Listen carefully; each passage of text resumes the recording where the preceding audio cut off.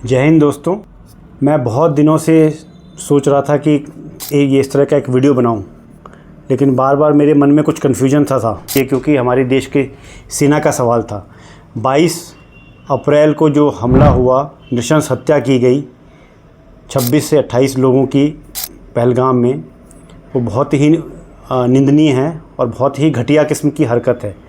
पाकिस्तान सेना हमारी सेना से मुकाबला तो कर नहीं सकती है, तो बस इस तरह की घटिया हरकतें करती है। आतंकवादियों को यहाँ से भेजेगी, वहाँ से भेजेगी, और जो निहत्थे लोग हैं उन पे वार करेगी, क्योंकि फ़ौजी पे जब वार करेंगे तो वो भी गोली चलाएंगे। तो ऐसी जगह वो नहीं करते, छुपा के हमेशा ये हमला करते हैं। कभी आप देखेंगे कि CRPF की बस जा रही है, उस पर हमला कर दिया। तो कल जब मेरे को सुनने में आया कि एक मॉक ड्रिल होने वाली है, भारत के कुछ हिस्सों में होगी, तभी मैं समझ गया था कि ये मॉक ड्रिल नहीं है, ये उनके लिए शॉक ड्रिल होने वाली है। और जैसा कि आप सब ने देखा होगा, आज सुबह 1:44 पे भारतीय सेना, जिसमें कि हमारी आर्मी, नेवी, एयरफोर्स हैं, तीनों ने मिलकर एक बहुत ही शानदार ऑपरेशन को अंजाम दिया है, जो कोई सोच भी नहीं सकता था। और ऐसा हमला किया है जिस पे कि कोई उसका विरोध भी नहीं कर सकता, क्योंकि हमने डायरेक्टली उनकी सेना पे या जो वहाँ के सिविलियंस लोग हैं उस पर उनको हमने कोई भी नुकसान नहीं पहुँचाया। हमने जो उनकी जो भी टेरर कैंप्स थे और जो मेन सेंटर है, और ये अपने आप में एक अतुलनीय और अविश्वसनीय ऑपरेशन है कि इसकी प्लानिंग कितनी होगी। मैं जब ये न्यूज़ में सुनता था, कुछ नेता बोल रहे थे कि आतंकवादी क्या उनके पास इतना समय होता है कि आपका धर्म पूछ के मारेंगे। जी हाँ, उनके पास बहुत समय था। ये वो लोग हैं जो कभी अपनी ज़िंदगी में कश्मीर नहीं गए होंगे, और गए भी होंगे तो कुछ हिस्से से अंडर प्रोटेक्शन गए होंगे और लौट आए होंगे। मैं उस जगह पे घुमा हुआ हूँ, और आपको बता दूँ, आज मैंने आज तक कभी ये बहुत कम लोगों को बताया है ऑन कैमरा कि बुरहान वानी की मृत्यु आप जानते हैं कि 2016 में हुई थी। 8 जुलाई 2016 को कोकरनाग करके एक जगह है, और वहाँ पे उसकी हत्या नहीं बोलेंगे, मैं उसको कहूँगा कि इसको मौत के घाट उतारा गया। उसने जो अपने कुकर्म किए थे उसको पूरी सज़ा मिली। मैं उस जगह से सिर्फ मात्र आधे घंटे की दूरी पर था। मैं पहलगाम में अपनी फैमिली के साथ घूम रहा था, और हम लोग जब वापस आ रहे थे तो मेरे ड्राइवर ने बोला, जो कि कश्मीर का ही था, कि सर ये पूरी दुकानें बंद क्यों हैं। तो मैंने कहा मुझे तो कोई आइडिया नहीं है। जब हम लोग कश्मीर पहुँचे, मतलब श्रीनगर पहुँचे, तो जब हम श्रीनगर पहुँचे तो मैंने देखा कि हम लोग ने डिसाइड किया कि चलो कहीं बाहर जाके खाना खाते। तो हम लोग एक जगह पे खाने गए, तो मेरे को बड़ा अजीब सा लगा कि वहाँ पे जो टीवी में प्रोग्राम मारता, वहाँ हरियाणा टीवी लगा हुआ था। तभी मेरे को एक लोकल बंदा जो था, जिसको मैं जानता था, और उस समय मैं जम्मू में पोस्टेड था, उसने मुझे फ़ोन किया और बोला कि सर बुरहान वानी मारा गया है। तो मुझे सच में बुरहान वानी के बारे में उस समय कोई आइडिया नहीं था। तो मैंने पूछा बुरहान वानी है कौन। बोला सर ये बहुत ही पॉपुलर लीडर था, जो कि यूथ में बहुत पॉपुलर है और था, और ये मारा जा चुका है। तो स्थिति जो है बहुत बेकाबू होने वाली है, आप अभी निकलिएगा मत। तो मैंने उसकी बात को बहुत सीरियसली लिया, और उसने कहा कि सर आप तभी निकलिएगा अपनी फैमिली के साथ जब मैं आपको फ़ोन करूँगा। और उस लड़के ने मुझे इन्फॉर्मेशन दी सुबह 3:30 बजे कि सर आप 4 बजे निकलिए। तो हम लोग आधे घंटे में तैयार होकर 4 बजे निकले। और आपको बता दूं, अगर आप नेट भी देखेंगे तो आप उसमें पढ़ेंगे कि स्टोन पेल्टिंग हुई है। मैंने ये नज़ारा अपनी आँखों से देखा। जब हम श्रीनगर से जम्मू जा रहे थे, पूरे रास्ते में एक जगह ऐसी नहीं थी जहाँ पे कि शीशे नहीं गिरे हुए थे। इन लोगों ने रात भर पत्थर चलाया, रात भर वहाँ के लोगों ने पत्थर चलाया। और हम जब आगे पहुँचे जहाँ पे कि सारी, क्योंकि बहुत सारी गाड़ियाँ आ भी रही थी, जा भी रही थी, जब जाम हुआ, जब मैंने उतर के देखा तो कोई भी एक भी बस या गाड़ी ऐसी नहीं थी जिसका शीशा टूटा हुआ नहीं था। कुछ तो बसें थी जिसका पूरा का सामने का पूरा पैनल ही गायब था, और बहुत सारे ड्राइवर्स जख्मी हुए थे। तो आप ये समझ सकते हैं कि जब वहाँ पे कोई भी इस तरह की टेररिस्ट एक्टिविटी होती है तो वहाँ के लोकल लोग उसमें मिले होते हैं। उनके सपोर्ट के बिना आतंकवादी हमला असंभव है, ये बात को आप समझिए। अगर वहाँ के लोग नहीं मिले होंगे तो वो हमला हो ही नहीं सकता है। दूसरी बार एक और वाक़या हुआ, मैं आपको बताता हूँ। उसके ठीक 1 साल के बाद, जब बुरहान वानी की 1 साल पूरा हुआ था, 8 जुलाई 2017, तो 10 जुलाई 2017 को आपको याद होगा कि अमरनाथ यात्री जो गुजरात की बस में आए थे, जो हमारे गुजराती भाई लोग, उन पे भी एक हमला हुआ था। उस दिन मैं अमरनाथ की यात्रा करके उतरा नीचे, वहाँ पे मोबाइल अलाउड नहीं है। जैसे ही मैं नीचे पहुँचा हूँ, मेरे मोबाइल में कम से कम 100 से ऊपर ज़्यादा मिस्ड कॉल थे। तो मैं भी अचंभे में पड़ गया कि इतने मिस्ड कॉल मुझे कौन याद कर रहा है। जब मैं उठाया फ़ोन, मैंने देखा कि घर से और काफ़ी लोग, मुझे जानने वाले लोग ने फ़ोन किया और उनका यही पूछना था कि भाई आप ठीक हैं। तो मैंने फटाफट टीवी ऑन किया, वहाँ पे हमारा आर्मी का कैंप था, उसमें देखा तो ये दर्दनाक हादसा घटित हुआ था उस दिन।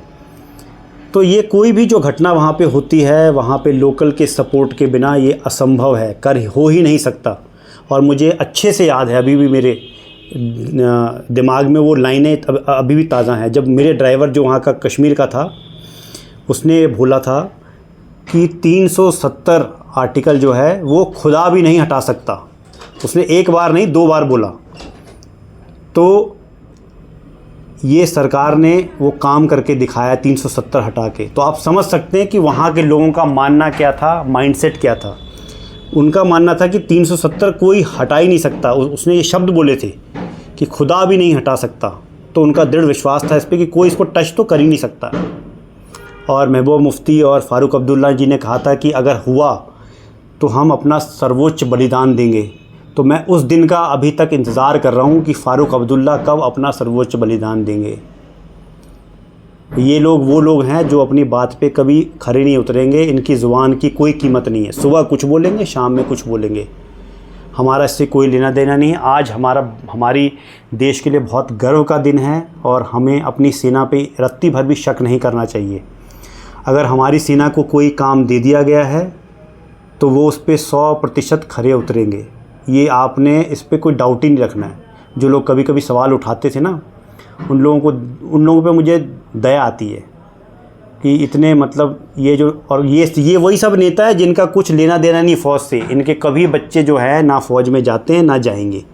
इन्होंने अपने बच्चों को प्रोटेक्टेड एनवायरनमेंट में रखना है। सिर्फ बातें बड़ी बड़ी करनी है, करना कुछ नहीं है। करना वही बस करना है, जात पात करते रहना इन्होंने, और इन्होंने इसके अलावा ये कुछ नहीं कर सकते हैं। तो मेरा आप लोगों से अपील है कि कृपया करके अपनी सेना का साथ दें और इस बात को समझें कि जो टेररिस्ट अटैक होता है वो लोकल सपोर्ट के बिना नहीं होता है। तो मैं क्या कहना चाह रहा हूँ, आप समझिए इस बात को कि आप जितना आपको अगर कुछ करना है, हम कहते हैं ना कि सरकार करेगी, तो आप क्या कर रहे हैं? आपके हाथ में बहुत कुछ है जिससे सरकार भी घुटने टेक सकती है। अगर आप आज डिसाइड कर लें कि हम कश्मीर में नहीं जाएंगे, तो उनके जितने लोकल लोग हैं और सरकार है अपने घुटनों पे आ जाएगी। मेरी बात को याद रखिएगा। 2 साल आप डिसाइड कर लीजिए कि आपने कश्मीर नहीं जाना है और 2 साल के बाद इसका आप इफ़ेक्ट देखिएगा क्या होता है। आज की तारीख में हम अमरनाथ यात्रा करते हैं, कितने फ़ौजी हमारे वहाँ पे डिटेल होते हैं। तो यही हिंदुस्तान हमें चाहिए क्या? यही दिन देखने के लिए मैं वो दिन देखना चाहता हूँ भारत में, जब हम लोग, हमारे सनातन धर्म मानने वाले लोग अमरनाथ की यात्रा बिना किसी पहरे और बिना किसी सीआरपीएफ, पुलिस और फ़ौज की तैनाती के बिना जाके दिखाएं और ये सिलसिला कायम रहे। जब मैं ये कह रहा हूँ कि आपको कश्मीर में नहीं जाना है, तो कश्मीर घाटी में मेनली श्रीनगर, गुलमर्ग, सोनमर्ग और पहलगाम आता है। मैं इन सारे एरिया में जा चुका हूँ और मुझे पता है कि वहाँ पे किस तरह का माहौल है। अभी सरकार ने बहुत मेहनत की है कि वहाँ के लोगों का माइंडसेट सुधरे, लेकिन क्या होता है कि ये जो माइंडसेट जो इतने सालों से है उतनी जल्दी चेंज नहीं होगा और लोकल सपोर्ट उनको करते ही रहेंगे। कुछ लोग नहीं चाहते हुए भी उनको सपोर्ट करना पड़ता है, क्योंकि जब आपकी कनपट्टी पे बंदूक रखी जाती है ना, तो अच्छे लोगों की हालत ख़राब हो जाती है। मैं एक फ़ौजी हूँ, इसके नाते मैं ये कह सकता हूँ कि एक फ़ौजी का कोई धर्म नहीं होता, कोई जात नहीं होती, वो सिर्फ एक फ़ौजी होता है। तो मेरी इस बातों का आप ये मतलब मत निकालिएगा कि मैं मुसलमानों के विरोध में हूँ। मेरे बहुत अच्छे जो दोस्त हैं वो मुस्लिम्स हैं और मैं पूना में रहा हूँ। मेरे बहुत सारे पेशेंट्स हों, चाहे मेरे जानने वाले हों, बहुत अच्छे हैं। मेरे बहुत अच्छे इवन जो कश्मीर से मेरे जो दोस्त हैं, भाई हैं, वो बहुत ही प्यार करते हैं। मुझे अभी भी याद है, मैंने एक पेशेंट को ऑपरेट किया था। त्राल एक एरिया है जहाँ से बुरहान वानी आता था। तो जब भी मैं वो माता जी आती थी ना, तो मेरा हाथ ऐसे पकड़ के हाथ चूमती थी तो इन लोगों में एक ट्रेडिशन होता है, जब आप आशीर्वाद देना चाहते हैं ना किसी को, तो हमारे में ऐसे सर पे रख के आशीर्वाद देते हैं, तो वो मेरे हाथ को चूमती थी, इसका मतलब मुझे वो आशीर्वाद देती थी।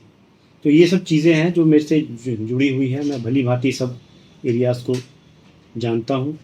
तो मैं जब आपसे कुछ कह रहा हूँ तो इसका मतलब ये नहीं है कि मेरे किसी एक विशेष लोगों के प्रति या समुदाय के प्रति मेरे मन में कुछ किसी तरह का दुर्भाव है, ऐसा नहीं है। मैं आपको फैक्ट्स बता रहा हूँ कि जब अटैक होता है कहीं पे भी, और ये होता जा रहा है, आप हिस्ट्री पढ़िएगा, टेररिस्ट अटैक्स की हिस्ट्री पढ़िएगा, तो ऐसा नहीं है ये पहली बार हुआ है हिंदुओं पे हमला। ये पहली बार हुआ है जब आपको बोल के मारा गया कि आप बताइए, कलमा पढ़िए, आप हिंदू हैं कि नहीं हैं। लेकिन ऐसे बहुत बार हो चुका है, और उन लोगों ने बहुत सारे मुस्लिम्स को भी मारा जो उनके रास्ते में कांटा बनते हैं।